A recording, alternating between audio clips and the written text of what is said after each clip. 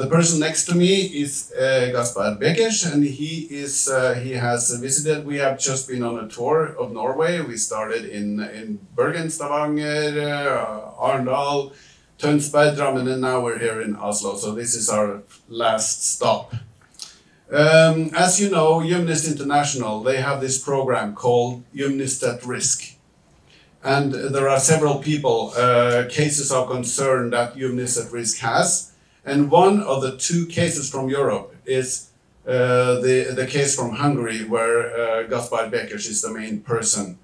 And he is no longer living in Hungary, actually, because it turned out to be too difficult for him to live there. And he had to move abroad in the end. So that is what we will hear about a little bit today. I will just have a short introduction about Gaspar before we start. And it is that Gaspar is a very engaged person, which I have experienced through this week, driving all the way along the coast with Gaspar. There is a lot of engagement in the cases he's involved in. And throughout his studies, he was always politically active, and especially into environmental protection. And Gaspar eventually graduated with 3 master's degrees relevant to the green shift and sustainability.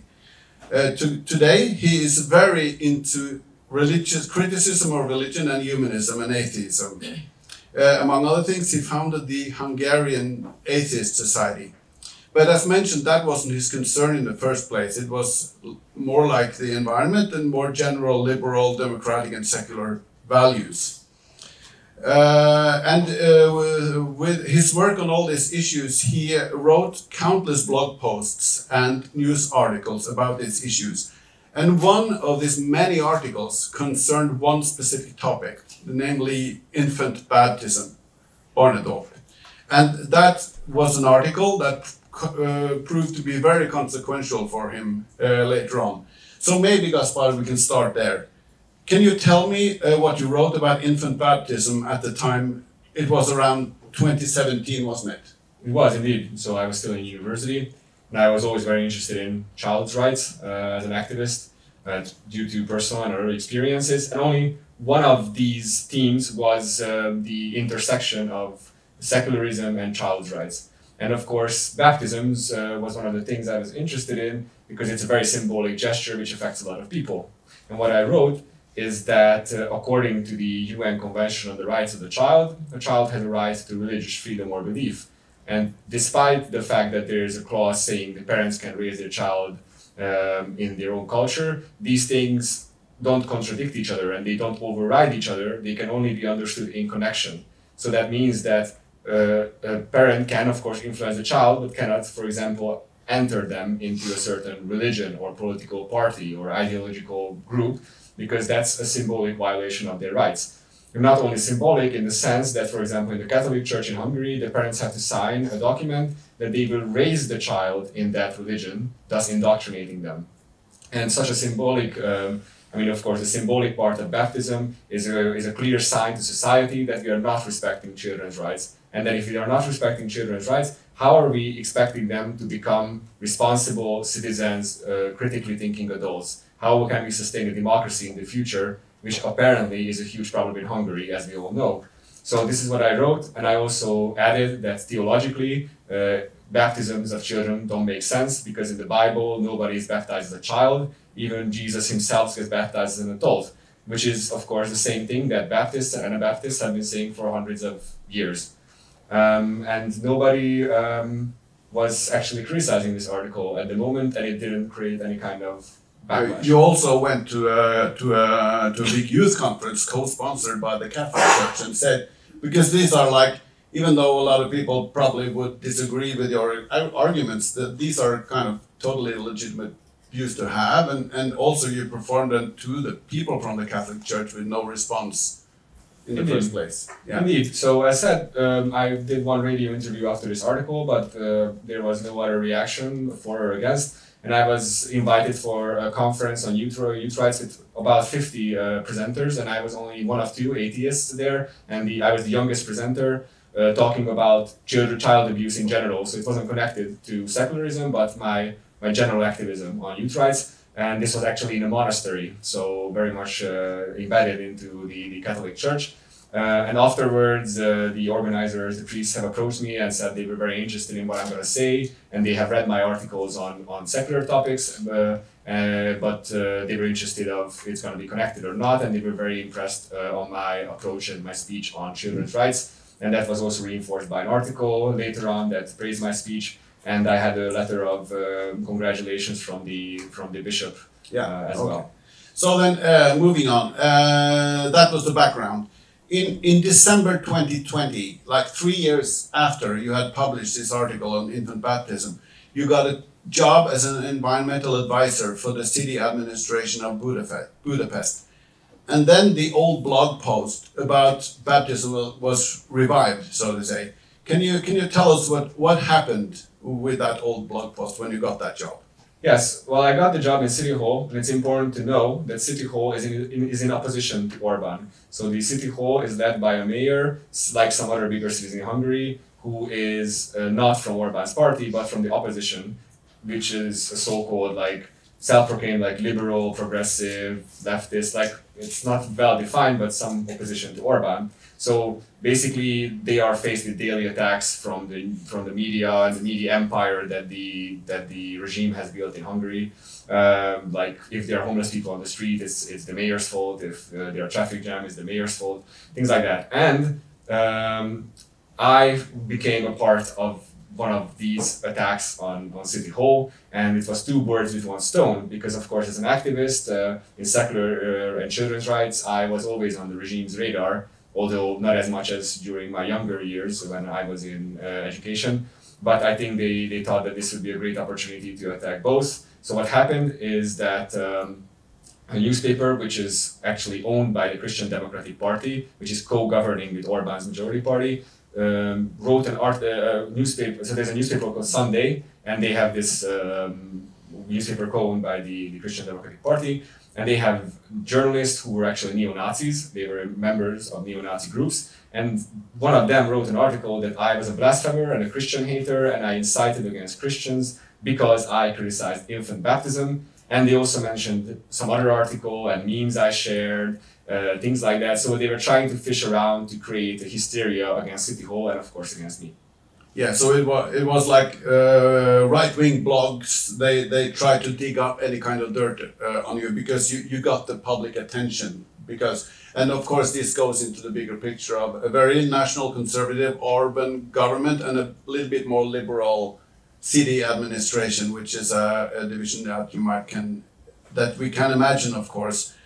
Can you also tell me a little bit, because there was another case that became consequential later on that first came up, and that was this case in Budapest. They have a large cross called the Gellert Cross, which is illuminated at night, and you didn't actually do anything with that, but you had planned to do something with that cross, and that came up later and that article. Can you tell us about that? Sure. So as they were publishing a number of articles, one of them was that I desecrated the cross on the Gellert Hill with paint, like physical paint, that I painted the cross in rainbow colors, which was not true. I think that's a form of political expression anyways, but it wasn't even true. What actually happened was that me and the president of the Atheist Association, we brought colorful pieces of glass that we painted with different colors, and we wanted to place these pieces of glass in front of the lights that were illuminating the cross, so that the light would change color to have the cross in the rainbow colors,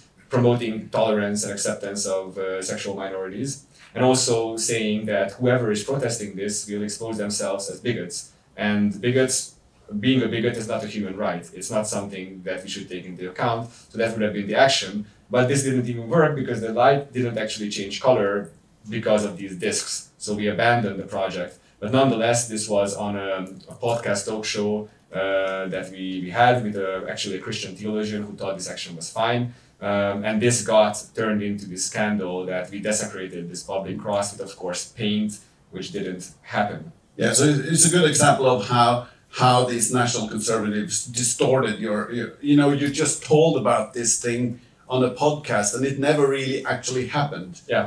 It was just an idea that you never pulled through, and then suddenly it became into a story that you had desecrated the cross. So it's a good example of how like left-wing radical extremist blog posts like turn it into whatever suits their agenda, right? Yeah, and you have to make it clear, like desecration, if they say it's desecration, that means that they are homophobic. Because, if somebody paints the atheist symbol in rainbow colors, I'm like, fine, it's we're tolerant people, like I don't mind. So they're exposing themselves. Yeah, okay. Moving on. This went on for like a couple of days. Indeed. Like online things happen quickly, and like a couple of days can be an eternity, online when it comes to harassment. But then after a couple of days, something happened that made the situation even worse, because then a more powerful body interfered in your case. Can you tell us about that? Yeah, indeed. On the first article was published on Thursday, and after that, the government media empire pushed this through a number of newspapers. So they own, through a network of oligarchs, hundreds of newspapers, and they copy-paste the text into all of these, not even trying to pretend like this is not a coordinated effort, but nonetheless creating an illusion of hysteria, of people are being angry. And on Sunday, the vice prime minister, the deputy prime minister, who is also the head of a Christian party, which owns this first newspaper, said that I should be fired because I'm a Christian hater, and I should be fired from my job, and demanded the mayor to fire me. And I wanted to mention that I was an entry-level worker, and my job was in strategic environmental analysis. So it had nothing to do with religion or anything in connection with that, and I had no agency to decide anything on my own. Yeah, so this is like to compare with Norwegian conditions. It would be like if a member of Norwegian government parliament, no, the Norwegian government, if a minister in the parliament, in the government demanded that the Oslo municipality, Oslo kommune, would have to fire a single employee in the municipality for writing something on the internet that was not at all connected to his job. So in a Norwegian context, this is crazy. But this is what's happening in Hungary, obviously, that ministers are interfering in issues that has with personnel in a single municipality. So that of course seems very strange to us, of course. But can you tell us a little bit more about what happened with the online harassment, because that got worse and worse afterwards this was progressing. Yes. So obviously many people were only reading the news articles that said I'm a blasphemer, Christian hater, and I've started to receive a number of hate mail and also a fairly large number of death threats, like very detailed death threats of how they would torture me and kill me. And City Hall knew about this, but didn't do anything. So the only thing I could do, of course, is try to communicate about the situation. And I had of course a Facebook profile, and a public setting. I posted on Facebook that I'm not indeed a Christian hater or blasphemer, and that I tried to explain different things that people, for example, I shared my article on baptism, and I said people should actually read the article instead of just interpreting it through whatever defamatory channels. Dude, I got a lot of death threats. Were you afraid at some point when all this was happening and you were walking on the streets? Were you afraid? I mean, in a way, yes. How did it feel?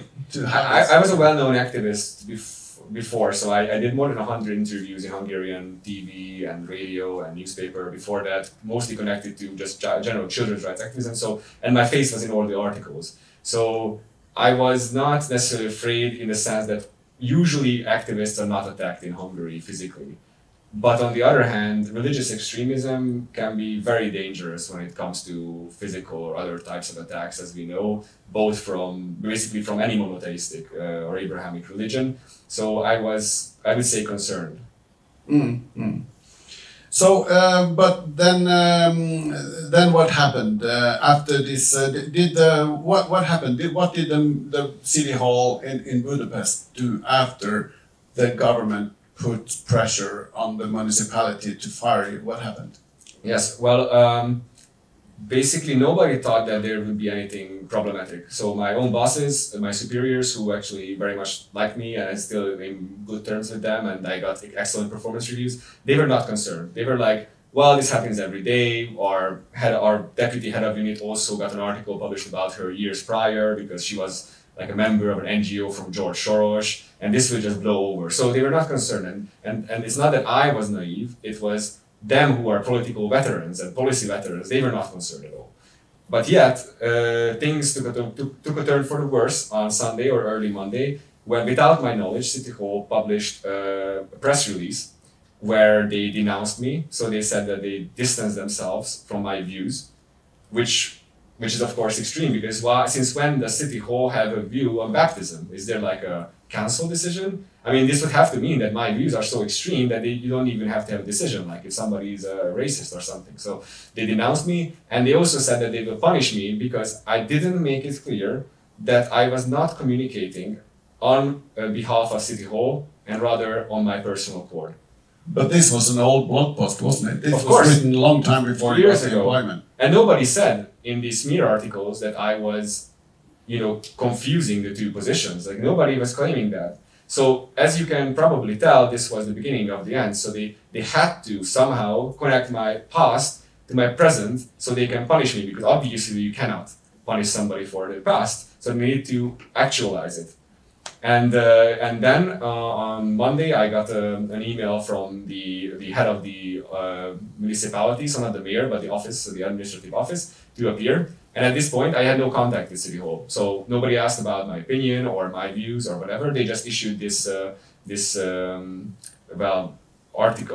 press release without my knowledge. And I went to the office without knowing this, because this was in the early hours, so I didn't read it in the press. And there, the head of office just handed me a written reprimand, saying that I offended people's feelings and that I didn't make it clear that on my personal Facebook profile, I was not communicating on behalf of City Hall, and that I should apologize immediately. And of course, I asked the head of office, like, please show me who was claiming that I was talking on behalf of City Hall. And he said, this is not a negotiation. This is not a discussion. This is what you have. And I should just comply immediately. And I said, well, there are things here that I factually don't agree with. I'm cooperative in general on handling this situation, but I have to, of course, think through my options. But I said I of course contest the contents of this warning, and I actually asked him where I can contest this, and he said I can write it on his copy, which is completely illegal. The paper should have contained a disclaimer on my legal options. And he is a lawyer by definition, but he has to be, and he tried to mislead me about my options, so they were gearing up to firing me. Yeah, so they practically fire you. That was yes. So the next morning, I got another email to appear in the office immediately, and I was fired at 1 p.m. Yeah, you were like on probation in this period, so they could have gotten rid of you anyway, but they would still need to have a reasonable grounds for doing so. Well, it's I think the idea that they had is so at the time, actually, there was no employment lawyer at City Hall. So they were general lawyers, but no employment lawyer. And they had this, I guess, illusion that if you're on probation, you can be fired for anything, and it's an easy termination. But even if you're on probation, you still have to abide by the laws. You still have to abide by equal treatment laws. You don't have to justify the termination. But of course, in this sense, it was obvious why I was fired, since it was all over the news about my circumstances. Yeah, they put pressure on the City Hall to fire you because they were under pressure, and you had a lot of online harassment, and you kind of just became you had to be sacrificed for the best of the City Hall, more liberal, rainbow flag flying. But at least that's what probably went off, because of course they never really said the real reason. Of course the real reason was some political gain, but of course they didn't fire other people. As said, they didn't fire my former deputy head of unit when she became a target of a smear campaign, because it didn't involve religion. So it seems whenever the government is attacking somebody on the opposition side, they're of course protecting that person, especially if it's a member of a political party, which I never was. But if it comes to religion, it's without any investigation, without any time taken to investigate the matter, they just fire immediately. And that is why I started writing on religion in the first place. Like, it's a dangerous ideological concept that breaks down our very fundamental laws. It's ingrained into our societies, into our legal system, into our political system, and that is why it creates privileges for the church and why it creates disadvantages for people who talk against injustices. Everybody was shocked. All my superiors protested, of course, my termination, and they were all very shocked. So nobody was expecting this. So this was not normal at the time in Hungary. I was the first person to be fired for something like that. Especially, it never happened before that somebody was fired in collaboration between two opposing sides of the political spectrum. So as you can see, this created a new status quo that everybody agrees, the complete political spectrum, that you cannot criticize established religion. And you especially cannot criticize the indoctrination of children by religion. Although this is the main avenue of the Orbán regime of trying to recreate its supporters by the indoctrination of children and by equating the regime with religion itself. Yeah, but we have to move on, Gaspar. Yes. Because of course, as people, I guess people are anticipating you didn't just like settle with this and accept that you lost your job. You took legal action, and can you take us through that process with the courts? Yes, of course. As you can imagine, it was not easy to find a lawyer when commercial lawyers would not risk their career to enter such a political discussion. And all the other lawyers are either on one side or the other side of the political spectrum. And despite the fact that I stood up for a number of social groups or political groups in my time, not many people were standing up for me, especially because the mayor was running for election. So it was election year, and the mayor was running to be the prime ministerial candidate of the opposition.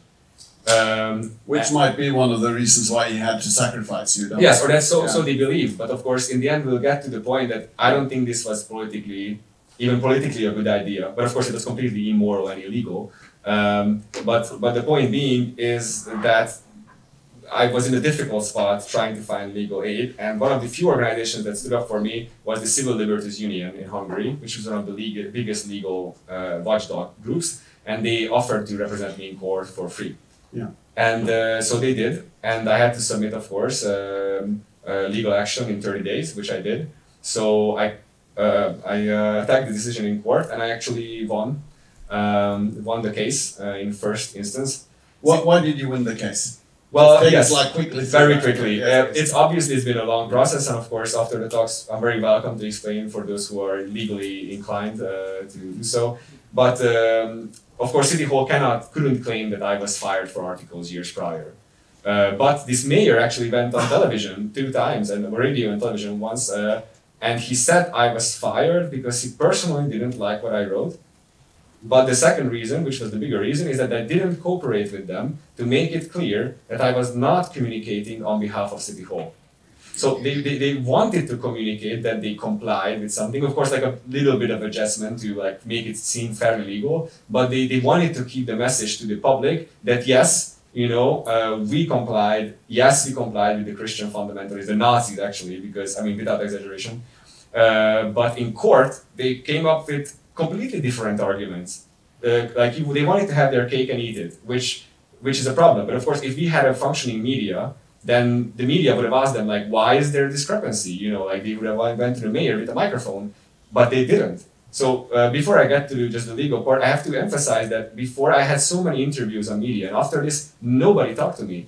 Everybody refused. I asked the media to be represented, to have my side of the story, and they refused to do it. And they didn't interview the mayor on this. So that's why in court they could say whatever, because they knew that not even the opposition or the progressive or free media will hold them accountable. But in the end, the courts looked through the arguments. The lies. Of course, they presented these interviews as evidence, and what they came up with an excuse were exclusively my Facebook posts. They said I was actually fired not for the articles, but that I posted on Facebook, and when I was trying to clarify my case, and they said that I was fired because I offended people by saying that the church is outdated, like literally the word outdated.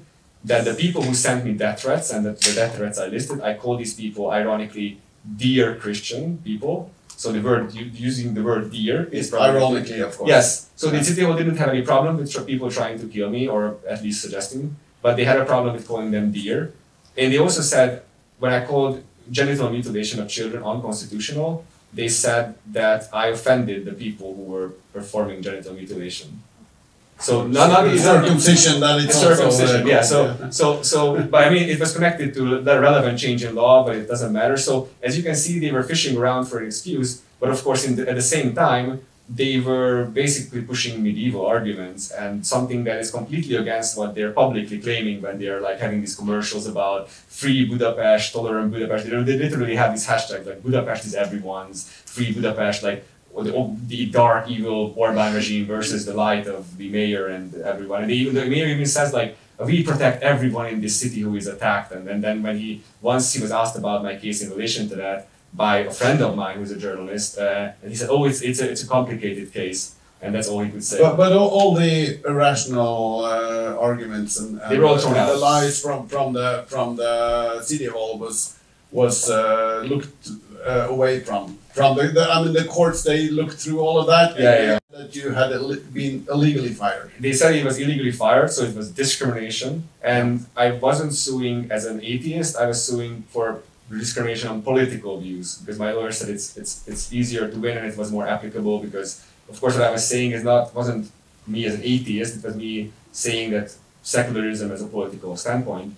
And I won, and they rejected all these excuses, and the court ordered that they reinstate my position. I have to be paid all my unpaid salary as well. But City Hall appealed this decision. So because you're not like in your position in Budapest right now. No. So because the City Hall appealed, and there was a little back and forth, but we can skip that. And, and there was the appeals court. There was the appeals court, and then it went part of the ruling had to go back to first court, and then it went to the appeals court a second time, and there something even more bizarre happened. So this appeals court said that everything City Hall was claiming regarding my termination as justification is false. It's unjust and it's discriminatory. You cannot fire somebody based on that. So of course my Facebook post and not complying with like having an apology and that written reprimand and whatever, those were all rejected.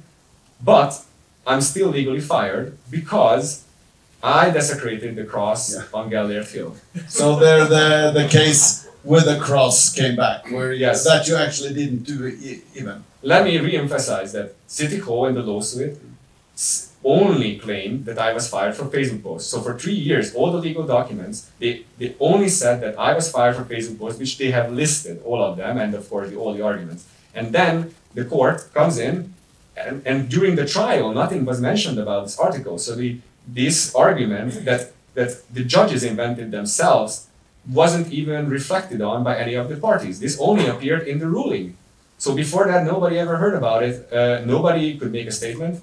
Nobody said anything. Nobody referred to this. And the judges themselves, they invented their own argument. They presented it as evidence. They decided that it's fair evidence. And they also decided, content-wise, that was desecration. And they even said it was an act of vandalism and physical violence, which is of course factually true. And when your lawyer said that this actually didn't happen, that didn't make an impression on them? But I said like, my lawyer didn't say anything because we were not asked.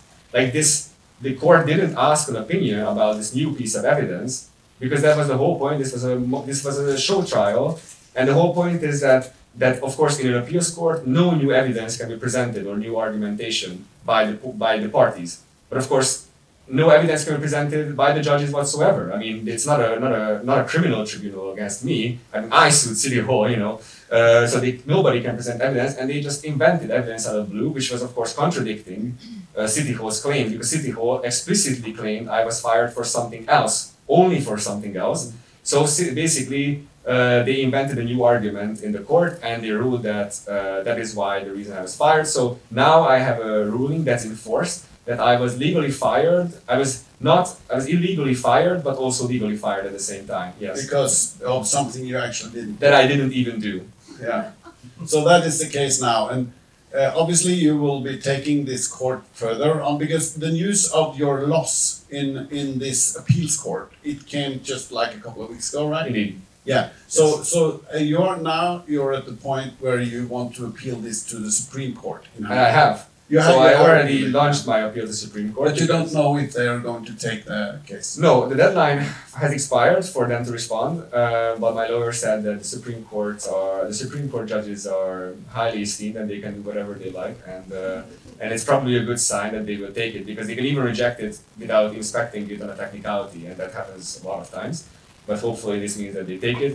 I also reported the judges to the police for defamation, which is of course a very rare and hard charge to push against judges. But in this case, of course, the what they did was criminal, and I also reported them to the Judicial Oversight Committee, and we'll see how that goes. And of course, I also sued a number of newspapers previously for defamation, and we don't have time to discuss those. No. But it's important in the sense that those lawsuits were supported by Humanist International and the Norwegian Humanist Association, as well as others, and that I'm very thankful for. Yeah, we have also supported your case. So. Yes. Mm. Yeah. But it's an important point that actually the Christians and the Catholic Church, as we mentioned earlier, and the people who are really Christian, the churches, they haven't actually reacted to any of the things you've said. They feel that it's a totally like legitimate thing to say. But and also it's a point that Hungary is not a very like a religious believer country. There are not a lot of large extended believers there. So would you agree with me that this like kind of proves that this is kind of part of the culture war that you see in a lot of different countries, especially in the US, but also here in Norway, of course, to a milder extent, but in other European countries also, that you have this national conservative forces versus the liberal forces, and the Christianity is here not seen as something you need to believe in, and whether you believe there is a God or not. It's just like Christianity is part of the fabric that holds us together as a nation, and that if someone tries to attack that, that has to be shut down. That has to be you have to shut them up in a way. So you challenged part of what a lot of people in Hungary feel is a fabric of the nation, and then they have to shut you up because it's too dangerous. It will tear us apart. Apart if we don't have this more like political Christianity, and of course we have the same thing in Norway, of course, with the school services and all of that at Christmas and all of that. But it's all part of the same picture, don't you agree? Yeah, I would say so, and I think this is the inherent danger that anybody who tries to break this illusion has to be shut up very quickly, because if the illusion shatters, that will be very difficult to restore by the Orban regime. Because, of course, the Orban regime lost legitimacy on its own a long time ago because of all the corruption. I mean, I could cite statistics. We have the highest cancer death rate in Europe. We have the highest death rate of COVID per capita, the second highest in Europe. We had 1 million premature deaths in the last 10 years, so they don't care about any of us, really. So they need to have an ideological foundation, like Putin needs one, like Erdogan needs one, like the Iranian regime needs one. So this illusion is very important to the regime, especially the part on children, because they need to reproduce their followers, and the best way to try to do that is, of course, indoctrinating them at a young age. So that's why the regime theocratizes education. So now they are like a lot of schools in the church's hands, because they are defunding public education. There are thousands of teachers missing. So children go to class and the teacher just doesn't come, or from another subject. Like, you're literally not receiving education. The schools are often not heated, or they are falling apart, and the church comes to save them because the church receives 4 times as much state funding.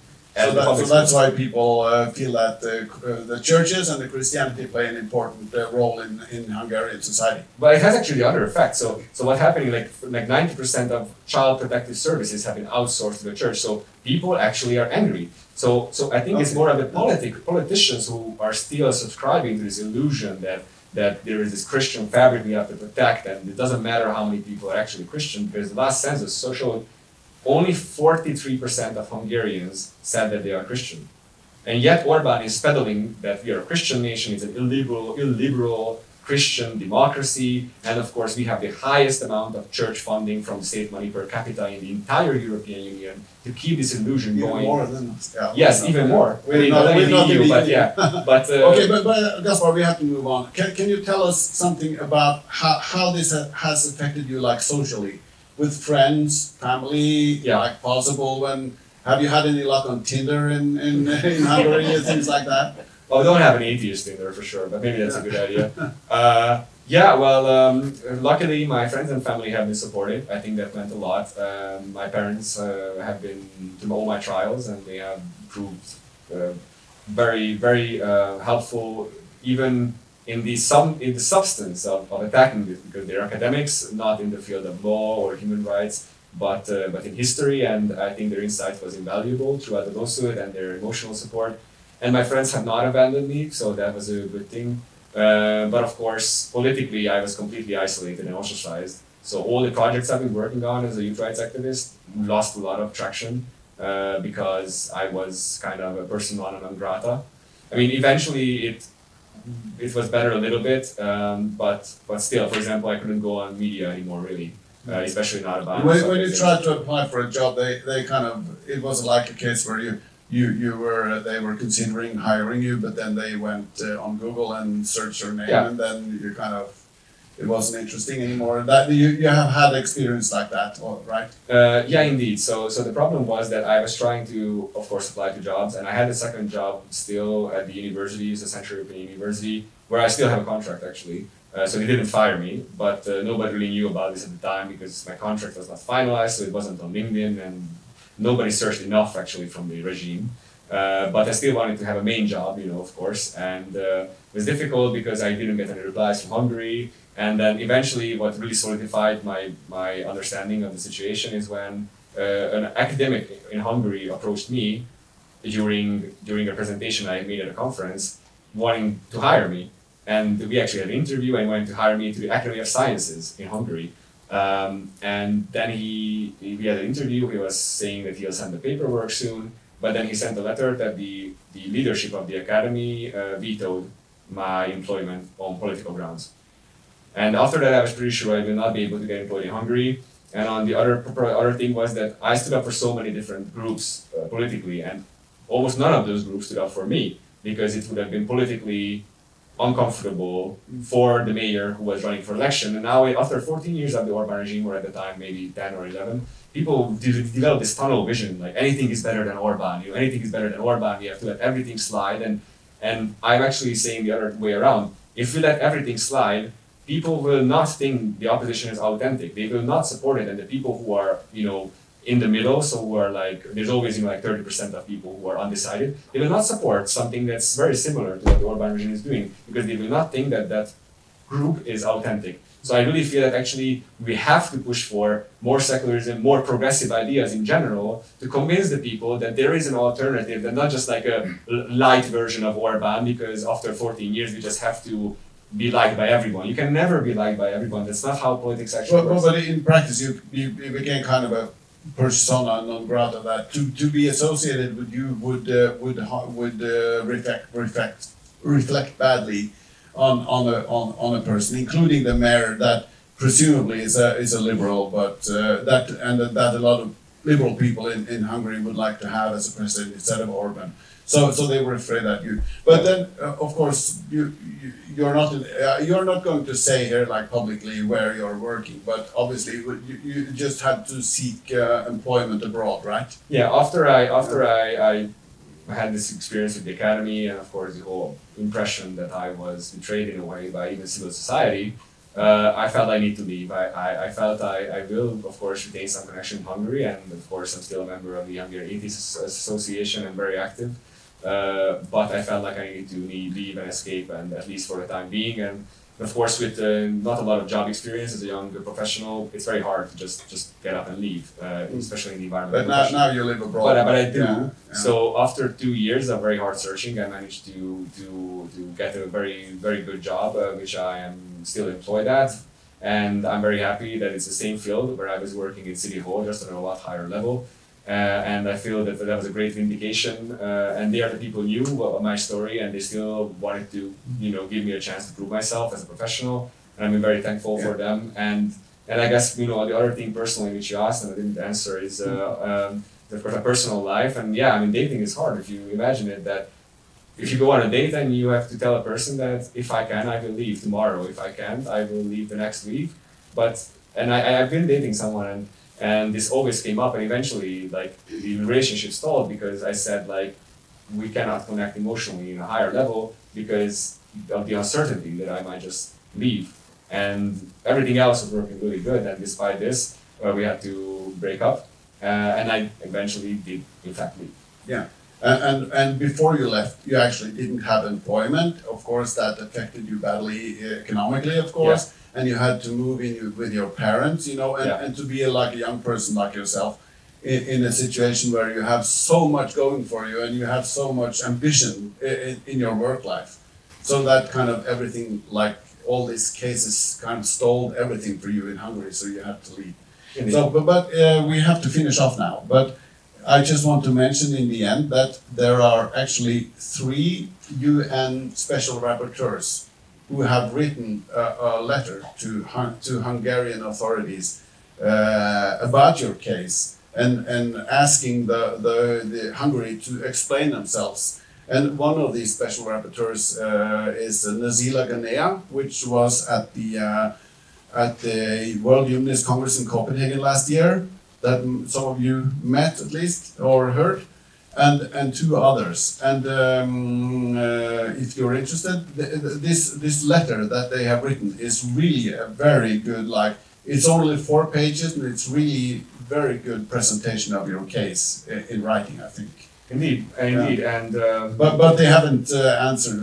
How did Hungary answer to that? It's half a page saying that because the death threats I received, I pushed police reports on it, and the police refused to investigate. And I appealed, and the appeals prosecutor also refused.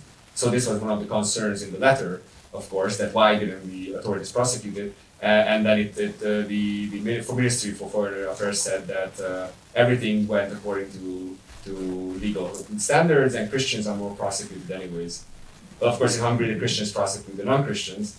But at least the final point I wanted to mention, that I personally haven't given up on activism, of course, and the Atheist Association has not given up, of course, either. So we actually have a number of very progressive lawsuits and legal actions we're planning, and I think the division of labor is such that I think developing democracies have a higher chance of reaching legal action and success on a European level, because they will be rejected on the local level, so it can go to Strasbourg.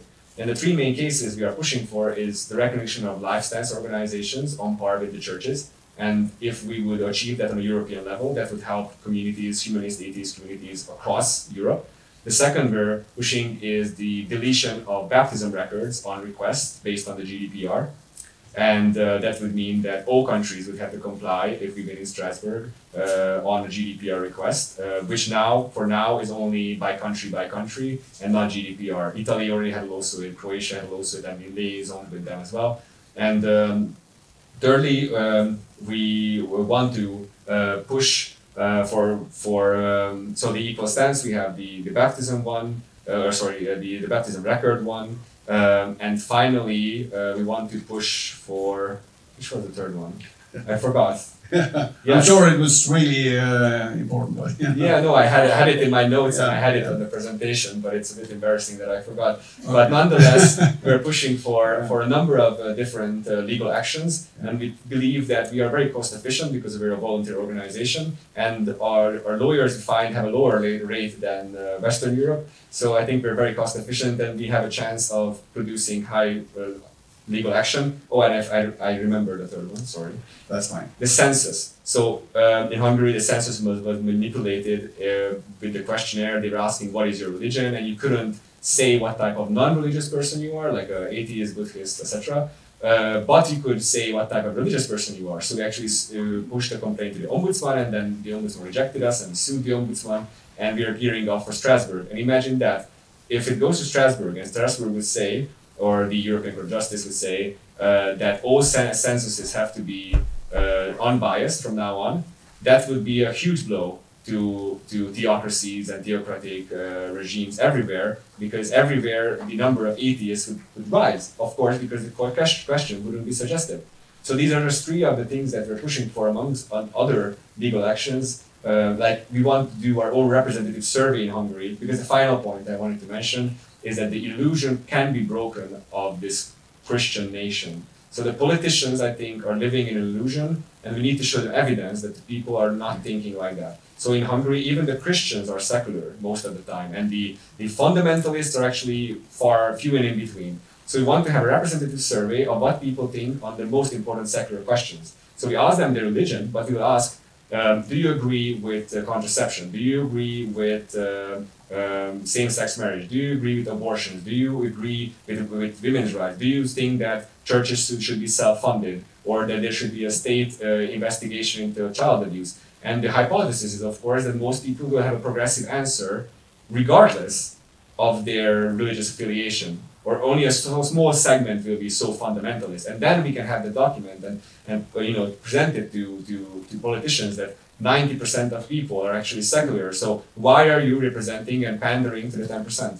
Yeah, so then we got to learn a little bit more about what the Hungarian Atheist Society is working with and what ambitions you have.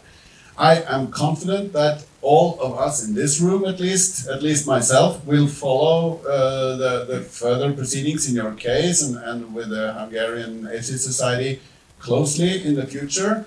So, and I wish you good luck with all your endeavors, and thank you so much for the wonderful week we've had together and all the places we have visited, and the nice car ride we've had, and the ferry trips on the West Coast and everything. It's been a pleasure. Thank you very much. It was my pleasure.